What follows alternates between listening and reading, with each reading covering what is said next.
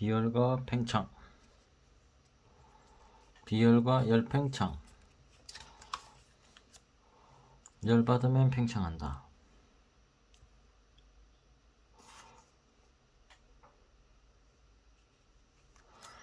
(278페이지) 물질의 종류에 따라 열팽창 정도가 다름을 실험으로 확인해 보아라. 물질의 종류에 따라서 열팽창 정도가 다르다. 열팽창 정도가 다르다. 열팽창 현상이 활용되고 있는 예를 들어봐라. 그러면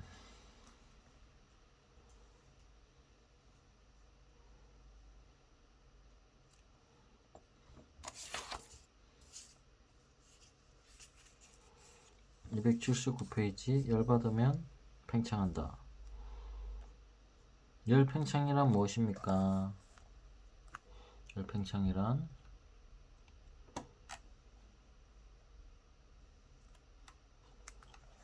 279페이지 열팽창이란 뭐예요? 온도가 높아질 때 물체의 길이나 부피가 늘어나는 현상. 온도가 높아질 때 물체의 길이나 부피가 늘어나는 현상. 열팽창은 무엇입니까? 온도가 높아질 때 물체의 길이나 부피가 늘어나는 현상. 열팽창입니다. 두 번째, 물과 에탄올 가열하면 뭐가 늘어날까요? 뭐가 늘어나서 유리관 속 액체의 높이가 어떻게 될까요? 부피가 늘어나서 유리관 속 액체의 높이가 높아진다. 부피가 늘어나는 거죠. 열팽창은 길이나 부피가 늘어나는 거죠.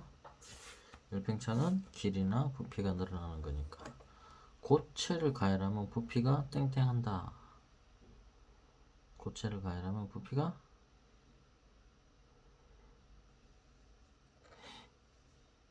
팽창한다. 고체를 가열하면 부피가 팽창한다. 고체를 가열하면 부피가 팽창한다. 수온이 높아지면 바닷물의 부피가 늘어나서 해수면이 상승한다. 수온이 높아지면 바닷물의 부피가 늘어나서 해수면이 상승한다.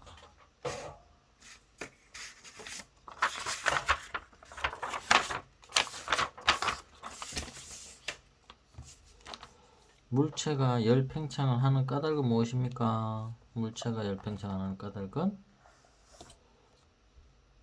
열을 받아 온도가 높아지면 입자 운동이 활발해져 입자들 사이의 거리가 멀어지고 이에 따라 입자들이 차지하는 공간이 늘어나 물체의 길이나 부피가 팽창한다. 이게 물체가 열팽창하는 까닭은 무엇입니까? 열팽창의 정의는 온도가 높아질 때 길이나 부피가 늘어난다. 근데 그걸 세부적으로 적어봐라 이러면 5가지. 열을 받아 온도가 높아지면 입자 운동이 활발해져 입자들 사이의 거리가 멀어지고 차지하는 공간이 늘어나고 그래서 길이나 부피가 팽창한다. 열팽창하는 것은 간단하게 온도가 높아지면 물체의 길이나 부피가 늘어난다. 이렇게 2가지로 말할 수 있고 더 세세하게 말하면 5가지로 온도가 높아지면 입자 운동이 활발해지고 입자들 사이의 거리가 멀어지고 입자들이 차지하는 공간이 늘어나고 그래서 길이나 부피가 팽창한다 라고 설명할 수 있습니다. 다림이나 토스터 등에 사용하는 바이메탈은 땡땡 정도가 다른 두 금속을 붙여놓는다. 뭘? 다른 열팽창이겠죠.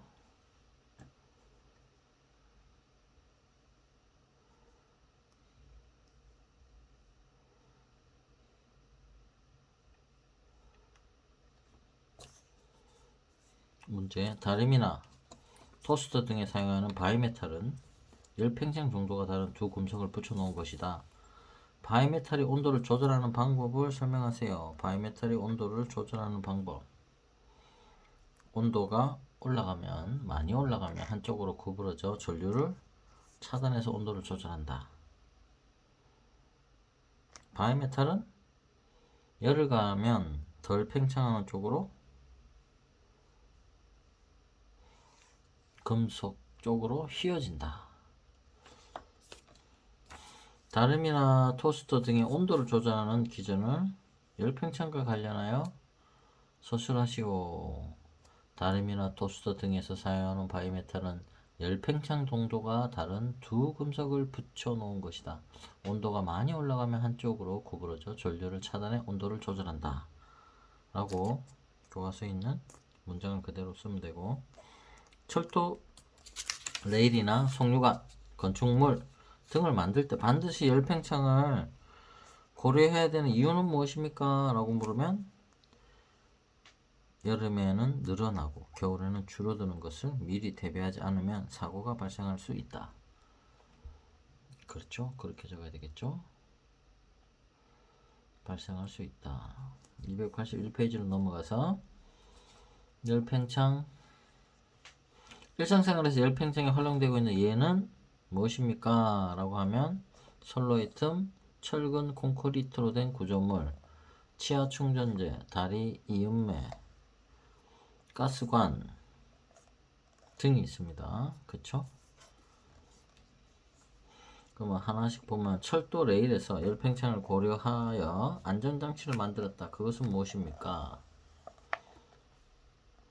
기차 선로의 중간중간에 약간의 틈을 두면 여름철 온도가 높아져 선로 길이가 팽창하였을 때 선로가 휘어지는 것을 방지할 수 있다.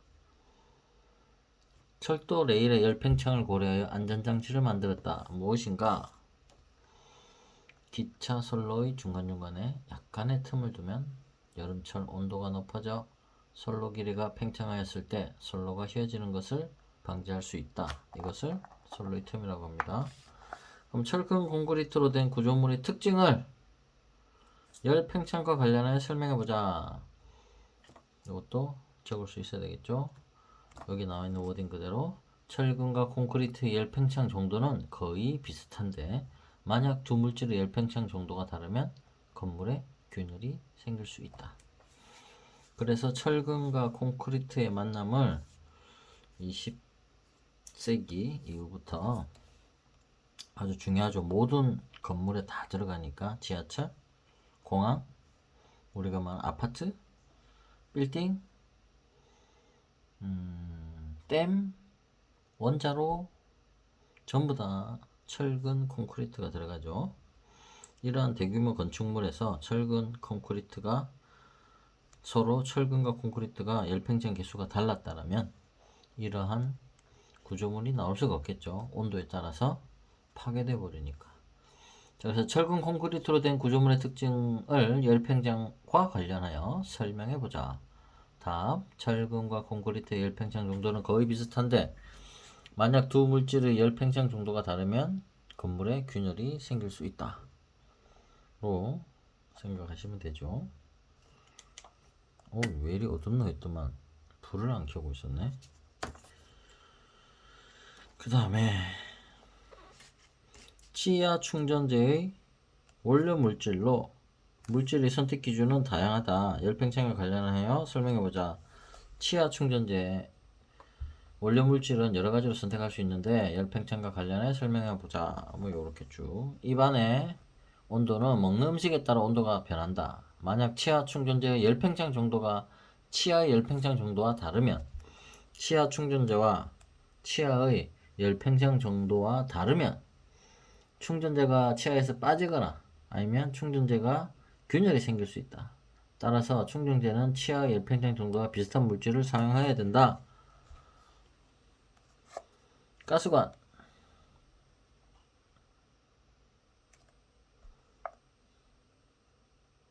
다리 윤매도 똑같습니다. 요거. 다리 이음매의 설치하려면 여름철에 온도가 높아져 다리의 길이가 팽창하였을 때 다리가 파손되는 것을 방지하기 위해서 다리 이음매를 설치합니다. 다리 이음매 뭐라고요? 다리의 중간에 다리 이음매를 설치하면 여름철 온도가 높아져 다리의 길이가 팽창하였을 때 다리가 파손되는 것을 방지할 수 있다. 가스관 가스관을 설치할 때 열팽창을 고려하여 독특한 모양을 이룬다. 이러한 이유는 무엇인가? 온도가 올라가면 길이가 길어져 가스관이 파손될 수 있기 때문에 가스관을 설치할 때에는 중간에 구부러진 부분을 만든다. 문제. 유리병의 금속 뚜껑이 잘 열리지 않을 때 뚜껑 부분을 뜨거운 물에 넣었다가 빼면 뚜껑이 쉽게 열릴 수 있다. 그 까닭은 무엇입니까? 뭘까요? 금속 뚜껑과 유리병의 열팽창 정도가 다르다. 유리병보다 금속 뚜껑의 열팽창 정도가 더 유리병보다 금속 뚜껑의 열팽창 정도가 더 커서 원통형 모양의 금속 뚜껑의 반지름이 유리병의 반지름보다 더 길어져서 뚜껑을 쉽게 열 수 있다. 이런 식으로 표현하면 되겠죠. 다음 문제는 열팽창 정도가 극단적으로 작아서 온도가 크게 변화도 길이는 거의 변하지 않는 물질이 인바는 광학기계나 시계 부품 등으로 주로 사용된다. 그러한 이유는 무엇입니까? 이게 인바죠. 이렇게 생긴 거. 인바. 여기 보면 온도가 변하더라도 치수가 변하지 않기 때문에 치수가 변하면 안 되는 광학기계나 시계 부품 등에 들어갑니다. 283페이지 중단원 점검이네요. 비열이 큰 물질을 활용한 예. 비열이 크다. 어떤 물질이 비열이 크다. 뭐 있을까요? 앞에서 우리 뚝배기, 냉각수, 보일러 배관, 찜질팩 속의 물. 뚝배기와 물이었죠. 물은 냉각수, 보일러 배관, 찜질팩 속의 물 세 가지였고, 비열이 작은 물질은 한 가지 있었죠. 스테인리스 주전자. 열팽창이란 무엇입니까? 열팽창이란 무엇이다? 이러면 두 가지죠. 온도가 높아질 때 물체의 길이나 부피가 늘어나는 현상. 온도가 높아질 때 물체의 길이나 부피가 늘어나는 현상. 열팽창하는 까닭을 무엇입니까? 이러면 다섯 가지로 길게 적어놓은 말이죠. 온도가 높아지면 입자 운동이 활발해지고 입자들 사이의 거리가 멀어지고 그래서 입자가 차지하는 공간이 늘어나서 길이나 부피가 팽창한다. 이렇게 이야기해야 되고, 열팽창 활용에는 아까 앞에 있었죠. 다섯 가지 뭐 있죠? 진로의 선로의 틈, 철근, 콘크리트로 된 구조물, 치아 충전재, 다리, 이음매, 가스관. 이렇게 다섯 가지를 적어라 하는 문제는 서술식에는 안 나오겠다. 단답형이니까. 단답형이 아니니까. 흙으로 만든 뚝배기와 스테인레스로 만든 냄비, 찌개를 끓였을 때 스테인레스 냄비보다 뚝배기에 담긴 찌개가 오랫동안 따뜻한 상태를 유지할 그 까닭을 설명해보라. 흙의 비열이 스테인레스의 비열보다 크다. 그래서 흙으로 만든 뚝배기가 스테인레스로 만든 냄비보다 천천히 식는다. 빨리 식는다. 천천히 식는다. 빨리 끓는다. 천천히 끓는다. 앞으로 가보면 274페이지로 가보면 요 중단은 비열과 팽창에 대한 문제입니다. 요거 안 하고 갔죠. 최신 스마트폰에 한 방울도 채 되지 않는 물이 들어있다. 요 안에 들어있나봐요. 스마트폰을 오래 사용했을 때 내부 온도가 높아지는 것을 방지하려고 물이 든 가는 구리관을 스마트폰 내부에 넣어둔다. 비율과 관련하여 설명해보자. 이걸 왜 했냐 이거예요. 비율과 관련해서 물을 넣었대요. 비율과 관련해서. 그러면 답은 워딩은 뻔해지죠. 여기에도 나와있지만 비열이 높은 물은 열을 받아도 구리관이나 다른 부품보다 온도가 천천히 상승하기 때문에 스마트폰 내부가 과열되는 것을 줄일 수 있다. 스마트폰 내부가 과열되는 것을 줄일 수 있다. 이렇게 나오죠. 대단원을 점검을 해보면 이제 260페이지에 보면 전체 대단원 8 대단원. 열은 어떻게 이동하는가? 열은 어떻게 이동해요? 전도, 대류, 복사. 열을 얻거나 이럴 때 물질을 이루는 입자는 어떤 변화가 일어나는가? 물질, 입자는 어떤 변화가 일어나는가? 열을 얻으면 물질을 이루는 입자는 운동이 활발해지고 입자들 사이의 거리가 멀어지고 운동이 활발해지고 입자들 사이의 거리가 멀어지고 이에 따라서 입자들이 차지하는 공간이 늘어나 물체의 길이나 부피가 팽창한다. 그렇죠? 아까 뭐 5가지랑 비슷하죠? 열을 얻으면 물질을 이루는 입자는 운동이 활발해지고 거리가 멀어지고 차지하는 공간이 늘어나고 물체의 길이나 부피가 팽창한다. 이렇게 똑같은 대답이지만 질문을 이런 식으로 바꿀 수도 있습니다. 우리가 일상생활에서 열을 효율적으로 이용하는 방법은 냉방기를 위쪽에 난방기를 아래쪽에 설치하는 거는 뭘 이용하는 거예요? 대류를 이용하는 거고 냉장고는 어떻게 해야 돼요? 열을 효율적으로 이용하려면 안에서 대류가 잘 일어나도록 반찬반찬을 떨어뜨려 놔야 되고 단열이 잘 이루어지도록 문을 꼭 닫아놔야 되고 그 다음에 전기장판을 열을 효율적으로 이용하려면 전기장판 위에 이불을 덮어놔야 돼요. 왜요? 대류로 나가는 열과 공기가 대류하니까 전기장판 위에 공기가 대류하니까 그 대류를 막고 그 다음에 전기장판 자체에 복사열이 있는데 복사를 막기 위해서 대류와 복사를 막아서 열을 효율적으로 이용하는 방법이죠. 온도, 열평형, 전도, 대류, 복사, 비열, 팽창.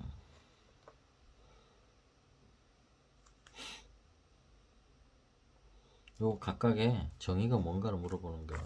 온도가 뭐였죠? 열평형, 전도, 대류, 복사, 비열, 열팽창 다 이제는 알죠? 275페이지로 넘어가면요. 물질의 종류에 따라서 비열이 다름을 설명하시오. 물질의 종류에 따라서 비열이 다름을 실험으로 설명하시오. 물질의 종류에 따라서 비열 설명한 게 뭐 있었지? 하면 식용유하고 물 이게 생각이 나야 됩니다. 물질의 종류에 따라서 비열이 다르다. 이거를 설명한 거는 물과 식용유를 똑같은 열을 줘보고 나중에 보니까 똑같은 시간인데 물하고 식용유의 온도 변화가 다르더라. 그거죠. 내용은 이해했죠. 근데 이걸 워딩을 하려면 시작합니다. 질량이 같은 두 물질을 가열하여 온도를 측정하였더니 온도 변화가 다르다. 질량이 같은 물질에 같은 열량을 공급하면 온도가 높아지는 속도가 다르다. 이렇게 표현해야 되고요. 물질 종류에 따라 온도를 높이는 데 필요한 열량이 다르다고 볼 수 있다. 그러므로 물질의 종류에 따라 온도를 높이는 데 필요한 열량이 다르다고 볼 수 있다. 이런 실험을 했더니 그런 결과가 유추된다 이 말이죠. 5번. 실생활에서 비열이 큰 물질과 작은 물질이 활용되는 예를 설명하시오. 이것도 금방 나온 문제 같은데 비열이 큰 물질 뭐가 있을까요? 비열이 큰 물질 두 가지 종류가 뭐 있어야 되나? 작은 물질은 또 한 가지 종류. 큰 거 봅시다. 큰 거 뭐 있었죠? 뚝배기하고 물 들어간 거 있잖아. 뚝배기는 봅시다. 비열이 커서 오랫동안 일정한 온도를 유지하여 음식물을 오래 따뜻하게 할 수 있다 라는 워딩이 여기 있죠. 그 다음에 물 들어간 거 봅시다. 물 냉각수 냉각수는 자동차 안에 이제 엔진에 들어가는 냉각수 많은 열을 받더라도 온도가 적게 올라갔기 때문이다. 이렇게 되어 있어요. 냉각수의 물은. 그 다음에 보일러 배관 안에 물은 어떻게 되어 있어요? 오랫동안 일정한 온도를 유지한다. 이렇게 되어 있죠. 보일러 배관의 물은 오랫동안 일정한 온도를 유지한다. 찜질팩 속의 물은 이것도 똑같아요. 오랫동안 일정한 온도를 유지한다. 그러면 핸드폰 속 구리관 속의 물은 어떻게 표현되어 있었어요? 비열이 큰 물질, 이 물이 열을 받아도 온도가 천천히 상승하기 때문에 이 물을 쓴다고 했죠. 그래서 스마트폰 내부에 과열되는 것을 줄일 수 있다. 막을 수 있다. 줄일 수 있다. 이렇게 실생활에 얘가 어떤 식으로 사용하는지 어떤 워딩으로 쓰는지 조금 다르죠. 표현이 똑같은 물인데 냉각수에서는 온도가 적게 올라가기 때문이다. 뚝배기에서는 이거 물이 아니니까 보일러 배관의 물에서는 일정한 온도를 유지한다. 찜질 뱃속의 물에서는 일정한 온도를 유지한다. 핸드폰 속은 열을 받아도 온도가 천천히 상승한다. 상승하긴 하는데 천천히 상승한다. 냉각수는 온도가 적게 올라가기 때문이다. 반대로 가면 비열이 작은 물질은 스테인리스 주전자겠죠. 비열이 작은 물질로 안에 물이 빨리 끓게 합니다. 열을 전달을 빨리 한다 이 말이죠. 열은 어떻게 이동하는가? 어떻게 이동해요? 전두 대류 복사라 그러죠.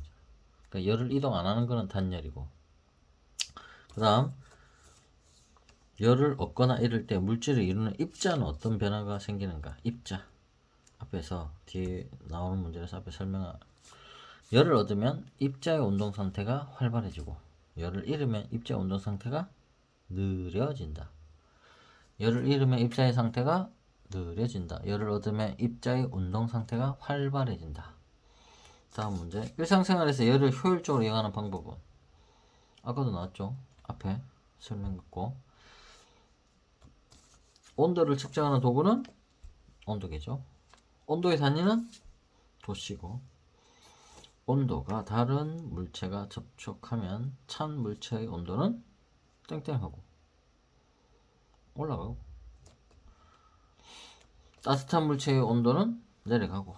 온도란 무엇입니까? 온도란 여기 나오죠. 온도란 물체의 차고 뜨거운 정도를 나타내는 것과 동시에 그 물체를 이루는 입자 운동의 활발한 정도를 나타낸다. 온도란 무엇입니까? 물체의 차고 뜨거운 정도를 나타내는 것과 동시에 그 물체를 이루는 입자 운동의 활발한 정도를 나타낸다. 열팽창이란 무엇일까요? 열팽창. 온도가 높아질 때 물체의 길이나 부피가 늘어나는 현상. 두 가지로 이야기하면, 그쵸? 열팽창이 일어나는 까닭을 한 5가지로 이야기되고, 전도, 물질을 이루는 입자 운동이 이웃한 입자에 차례로 전달되어 열이 이동하는 현상. 전도란 결국 열이 이동하는 현상입니다. 열이 이동하는 게 몇 가지로? 이렇게. 그러면 전도란 열이 이동하는 현상인데, 물질을 이루고 있는 입자 운동이 이웃한 입자에서 차례로 전달된다. 차례로 전달된다. 전도. 뭐가? 열이 이동하는 현상이다. 대류도 역시 열이 이동하는 현상이죠. 열을 얻은 액체나 기체 입자가 고체 들어가면 안 되고요. 열을 얻은 액체나 기체 입자가 직접 이동하여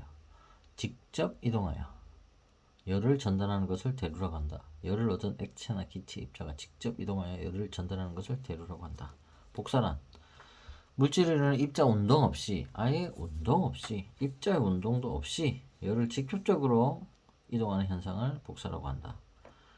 셋 다 열이 이동하는 현상이죠. 대류는 열을 얻은 액체나 기체 입자가 직접 이동하여 열을 전달하는 것을 대류라 하고, 물질을 이루는 입자 운동 없이 열이 직접 이동하는 현상은 복사라고 하고. 단열은 무엇일까요? 단열. 열의 이동을 막는 것. 단열은 뭡니까? 열의 이동을 막는 것. 비열이란 무엇입니까? 비열이란 어떤 물질 1kg의 온도를 1도씨 높이는데 필요한 열량을 비열이라고 합니다. 비례적인 열이 뭐냐? 기준이 있으니까 비례에는 기준이 있겠죠. 무엇보다 몇보다 몇이 크다 이러니까. 비열이란 무엇입니까? 어떤 물질 1kg의 온도를 1도씨 높이는데 필요한 열량을 비열이라고 한다. 열팽창이란 계속 물어요. 반복적으로. 온도가 높아질 때 물체의 길이나 부피가 늘어나는 현상. 대단한 마무리 되나 봅니다. 대단한 마무리 여기 있는 문제들 중에서 쭉쭉 중에서 나머지는 다 객관식이니까 그 다음에 단답형이니까 서술식으로 나올 만한 게, 석빙고에는 얼음이 녹지 않게 보관하기 위해서 천장에 3개의 환기구멍을 만들었다. 그 까닭을 열의 이동과 관련하여 설명하여라. 열의 이동.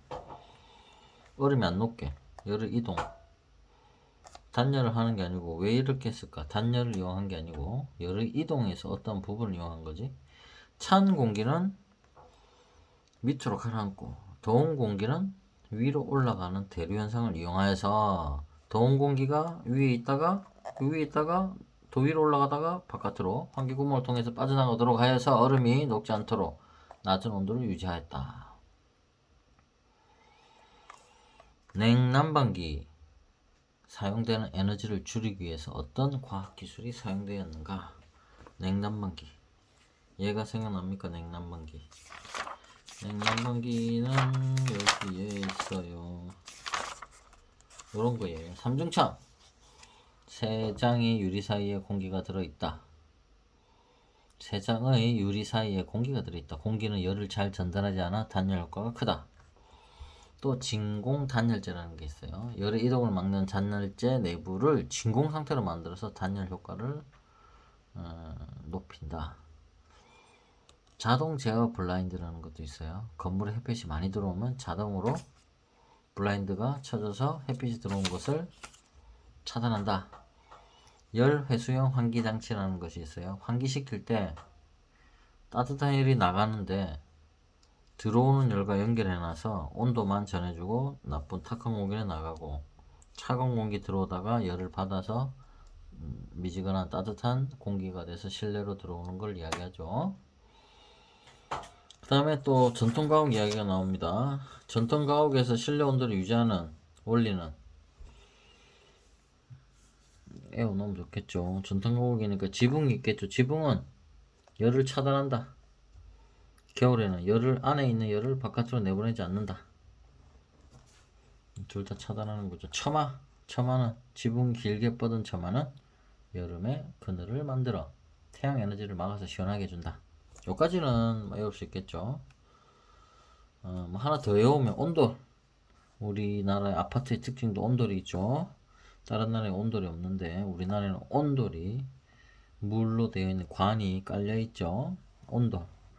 온돌 바닥의 열 전도가 잘 안 되는 흙돌로 되어 있어. 한번 따뜻해지면 비열이 높다 이거죠. 흙돌은 그 열이 쉽게 식지 않는다. 그래서 따뜻하게 해놓으면 온도가 오래 간다 이거죠. 뚝배기처럼. 그렇게 지붕, 처마, 지붕은 열을 차단하는 거고 처마는 태양열을 여름에 더울 때 말이에요. 태양열을 차단하는 거고 온돌은 비열이 높으니까 오래 한번 따뜻해지면 오래 유지된다. 열이 쉽게 식지 않는다. 이런 식으로 나머지는 다 보면 알 수 있는 것들이고 8단원을 마무리하도록 하겠습니다.